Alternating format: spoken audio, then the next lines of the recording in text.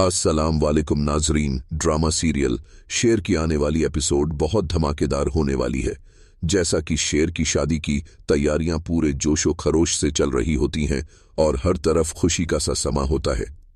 शेर अपने वालिद की इतनी इज्जत करने लगा है कि वो सोचता है कि मेरे बाप ने मेरी खुशी के लिए किसी के आगे झुककर वो सब कुछ किया है जो मैं चाह रहा था, तो फिर यह कैसे हो सकता है कि मैं अपने बाप के खिलाफ सोचूं।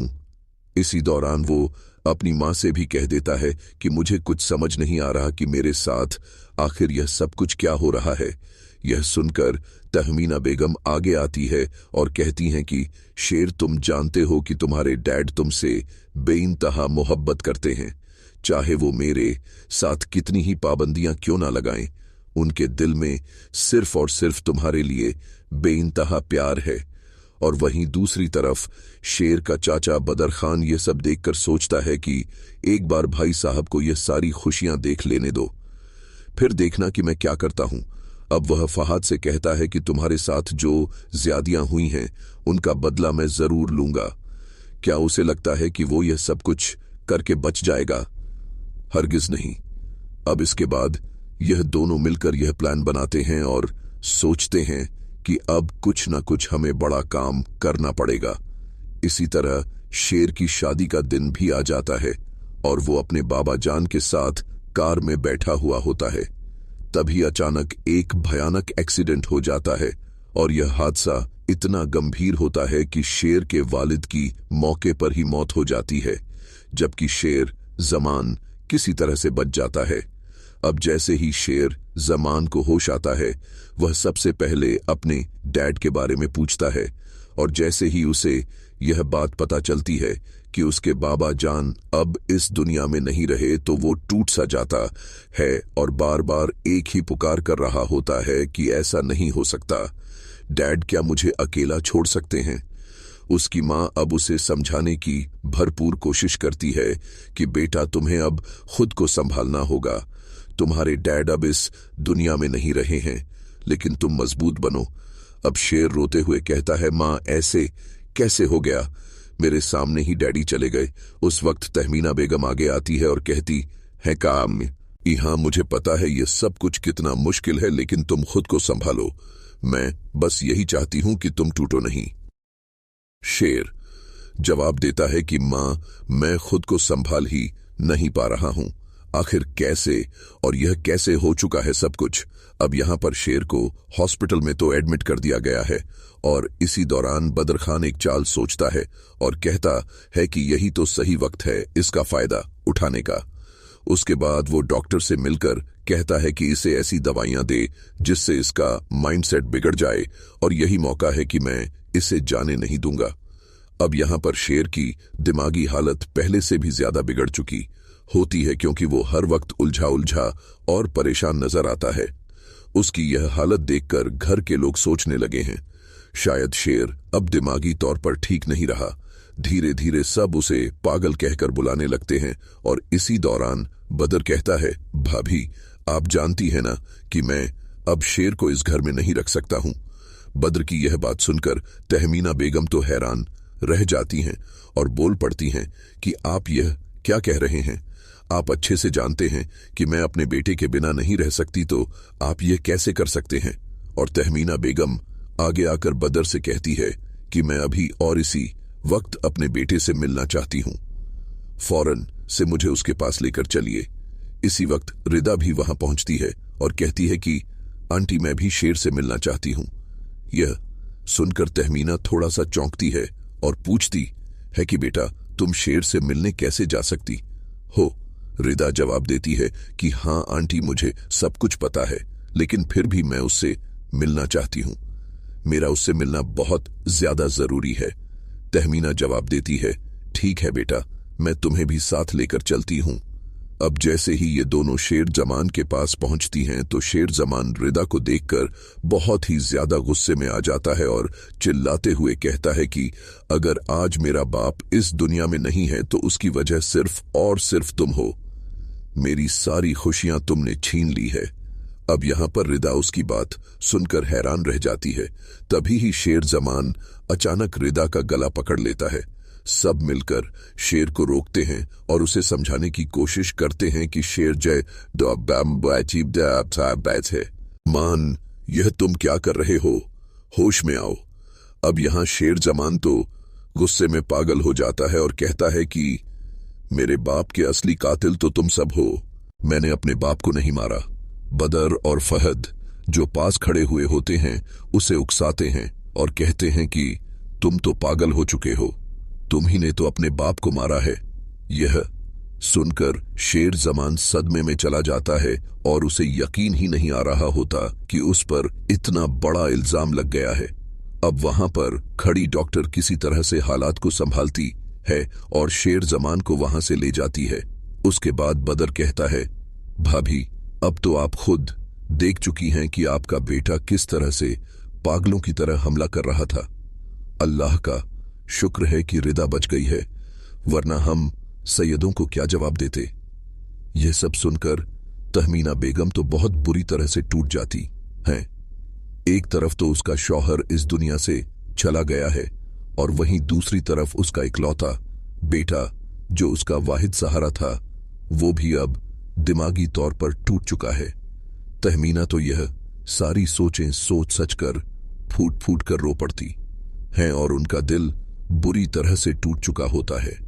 वो खुद से सवाल करने लगती है कि आखिर मेरे बेटे को क्या हो गया है, वो तो ऐसा बिल्कुल भी नहीं था।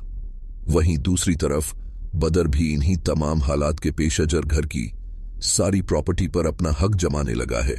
उसे अच्छी तरह पता होता है कि इस मौके का कैसे फायदा उठाना है। एक दिन बदर तहमीना से कहता है, भाभी, अब देखिए, आपका तो अब कोई हक नहीं बनता हमें रोकने का।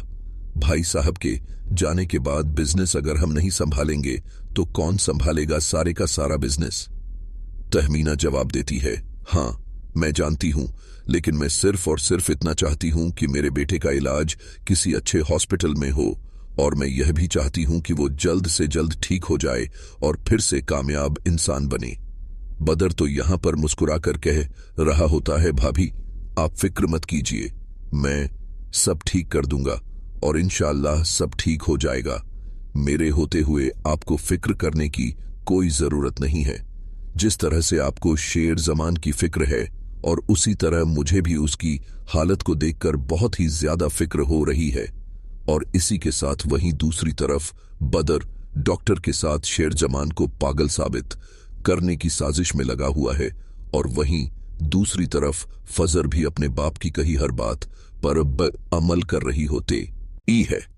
उसे जो भी हुक्म मिला होता है वो उसे पूरा करने के लिए किसी भी हद तक जा सकती है, चाहे उसके लिए उसे दुश्मनों की जान ही क्यों ना लेनी पड़ जाए। और जैसे ही फजर को यह पता चलता है कि शेर जमान को पागल करार देकर उसे हॉस्पिटल में भर्ती करवा दिया गया है, तो यह बात तो फजर के लिए न सिर्फ हैरान कर देने वाली होती है, उसके लिए यह बात बिल्कुल नाकाबिले बर्दाश्त भी होती है। अब फजर गुस्से और दुख में अपनी मां से कहती है कि शेर समान ने मेरी जान बचाई थी और आप जानती हैं कि आज जो जिंदगी मुझे मिली है वो सिर्फ शेर की वजह से मिली है। मैं कभी नहीं चाहूंगी कि उसे किसी भी तरह का नुकसान पहुंचे। उसकी बात सुनकर उसकी मां साइका बेगम कहती है कि देखो फजर, तुम्हारे बाप ने तुम्हारे सामने पहले ही क्या क्या किया है यह तुम जानती हो ना? फजर जवाब देती है कि हाँ मुझे सब मालूम है, लेकिन आप ही बताइए मुझे अब क्या करना चाहिए। उसकी मां साइका बेगम समझाने की कोशिश करती है, क्यों नहीं भूल जाती हो तुम उस इंसान? मैं चाहती हूं कि तुम उसे भुला दो। अब यहां पर फजर अपने ख्यालात का इजहार करते हुए कहती है कि मां, आप जानती हैं कि वह मेरा मोहसिन है, मैं उसे कभी अकेला नहीं छोड़ सकती हूं। उसकी मां थोड़ी मायूस होकर कहती है कि मुझे पता है, लेकिन तुम्हारे बाप को उसका पता चला तो वो तुम्हें कभी माफ नहीं करेगा, यह बात भी तुम अच्छी तरह से जानती हो। फजर यहां पर एक गहरी सांस लेते हुए कहती है कि मैं बहुत कुछ जानती हूं अम्मा, लेकिन मुझे समझ नहीं आता कि शेर जमान का आखिर क्या कसूर था। सिर्फ मेरी वजह से उसकी जिंदगी बर्बाद हो गई। क्या आप सोचती हैं कि मैं उसे इस हालत में अकेला छोड़ दूंगी? हरगिज नहीं, मैं ऐसा हरगिज नहीं कर सकती हूं। मैं शेर के साथ खड़ी रहूंगी। फजर की यह बात सुनकर सारका बेगम तो हैरत में पड़ जाती हैं। फिर भी वह उसे समझाने की भरपूर कोशिश करती हैं, लेकिन फजर अपने फैसले पर अब अड़ गई है। अब फजर शेर की देखभाल करने लगी है। वो उसका इलाज भी शुरू करवाती है और उससे बहुत ही प्यार से कहती है कि शेर, मुझे सब पता है कि मेरे घर वालों की वजह से तुम्हारी यह हालत हुई है, लेकिन अब मैं तुम्हें कभी भी अकेला नहीं छोड़ूंगी और मैं हर हाल में तुम्हारे साथ हूं। मगर शेर जमान अब अंदर से इतना टूट चुका होता है कि उसे अब इन सब बातों से कोई भी फर्क नहीं पड़ता है। वो फजर से पूछता है, आखिर तुम मेरा इतना साथ क्यों दे रही हो? मुझे ठीक करने की कोशिश क्यों कर रही हो? यह सुनकर फजर कहती है कि शेर, तुम अच्छी तरह से जानते हो कि तुमने मेरी जान बचाई थी। अगर आज मैं जिंदा हूं तो सिर्फ और सिर्फ तुम्हारी वजह से। शेर एक गहरी सांस लेकर जवाब देता है कि अब मुझ में किसी पर भी भरोसा करने की हिम्मत नहीं बची है। जब अपने ही घर वालों ने मुझे तबाह और बर्बाद कर दिया तो फिर मैं गैरों से क्या उम्मीद रखूं? फजर उसे जवाब देती है कि मुझे सब पता है, लेकिन मैं चाहती हूं कि तुम खुद को संभालो, ठीक हो जाओ और जो कुछ तुम्हारे साथ हुआ है उसका एक एक से हिसाब लो, खास तौर पर फहद से। जब तुम उससे बदला लोगे ना, तभी ही मेरे दिल को भी सुकून मिलेगा।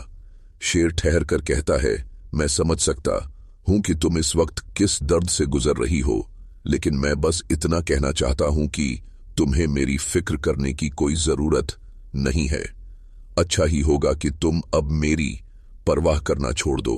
अब यहां पर फजर गुस्से और तड़प से कहती है कि आखिर तुम यह बात क्यों नहीं समझते हो कि इस वक्त तुम्हें सबसे ज्यादा मेरी जरूरत है?